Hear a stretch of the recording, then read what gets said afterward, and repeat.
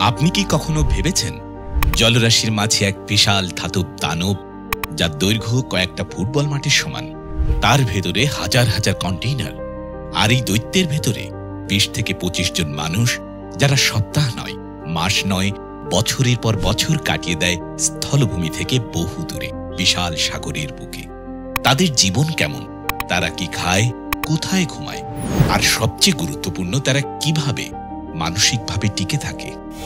আজ আমরা জানব বিশ্বের সবচেয়ে বড় কন্টেইনার শিপের ভেতরে এক অজানা, চমকপ্রদ এবং অনেকটা নিঃসঙ্গ জীবনযাত্রার গল্প।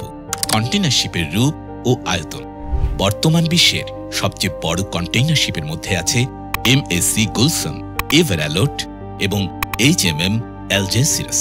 এই দৈত্যাকার জাহাজগুলোর দৈর্ঘ্য ৩৯৯ মিটার, প্রস্থ প্রায় ৬১ মিটার। একবারে ২৪,০০০-এরও বেশি TEU অর্থাৎ কন্টেইনার বহন করতে সক্ষম।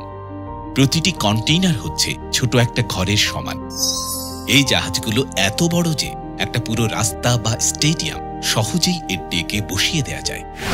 এর ভেতরে রয়েছে এক বিশাল control bridge, engine room, storage unit, ক্রুদের থাকার কেবিন, ক্যান্টিন, জিম, এমনকি বিনোদনের ব্যবস্থা।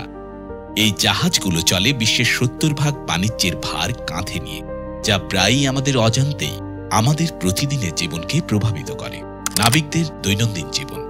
একটা কন্টেইনার জাহাজে সাধারণত ২০ থেকে ২৫ জন ক্রু কাজ করে।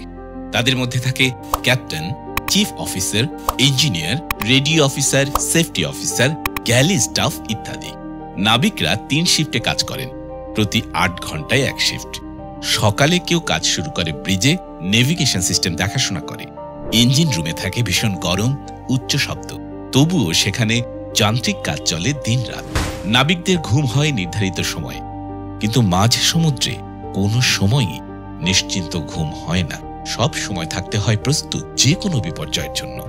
জাহাজে ১ জন বা ২ জন কুক থাকেন, যিনি প্রতিদিন ৩ বেলা খাবার রান্না করেন। খাবারের মেনুতে থাকে চাল, ডাল, মাংস, মাছ, সালাদ এবং বিভিন্ন দেশের খাবার। তবে সমস্যা একটাই, একই জায়গায় একঘেয়ে খাবার মাসের পর মাস।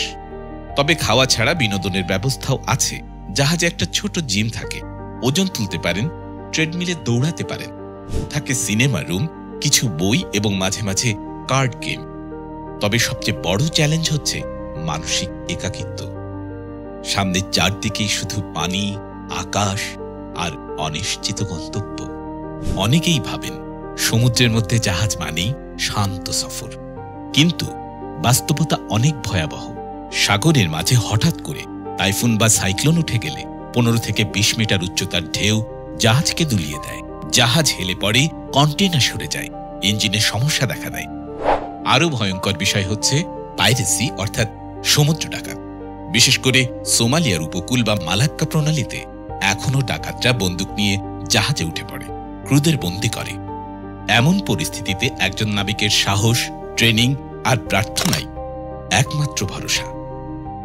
অনেক সময় দেখা যায় জাহাজে থাকা অবস্থায় কারো সন্তান জন্ম নেয়, বাবা মারা যান বা পরিবারে দুর্ঘটনা ঘটে, কিন্তু তিনি কিছুই করতে পারেন না। একটি ইমেইল বা ১ লাইনের মেসেজে জানাতে হয় জীবনের বড় ঘটনা। এই মানসিক চাপ অনেক সময় নাবিকদের বিষণ্ণতায় ঠেলে দেয়, তবে তারা একে মেনে নেন। এটাই তাদের জীবন, তাদের কর্তব্য।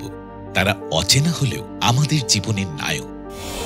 আপনি যখন মোবাইলে একটা প্রোডাক্ট অর্ডার করেন, হয়তো সেটা এসেছে চীন থেকে, কোরিয়া থেকে বা ইউরোপ থেকে, আর সেই রাস্তাটা পার করেছে এই কন্টেইনার শিপের ভেতরে। তারা না থাকলে বিশ্বায়ন সম্ভব হতো না। তাদের ঘাম, ত্যাগ আর সাহসে আমরা ঘরে বসে বিশ্ব উপভোগ করি। তারা বিখ্যাত নয়, তারা আলোচনায়ও আসেন না, তবু তারা আমাদের জন্য নীরব যুদ্ধ চালিয়ে যান। এই ছিল পৃথিবীর সবচেয়ে বড় কন্টেইনার জাহাজের গোপন জগৎ। একটা শহর যেটা সাগরে ভেসে চলে, মানুষ থাকে, হাসে, কাঁদে, কিন্তু কাউকে দেখায় না। আপনি কি কখনো এমন জীবন বেছে নিতেন? আপনার যদি সুযোগ থাকতো, আপনি কি ৬ মাস সাগরে একা থাকতে পারতেন? ভিডিওটি ভালো লাগলে লাইক দিন, শেয়ার করুন আর সাবস্ক্রাইব করে জ্ঞানের আলো চ্যানেলের পাশে থাকুন।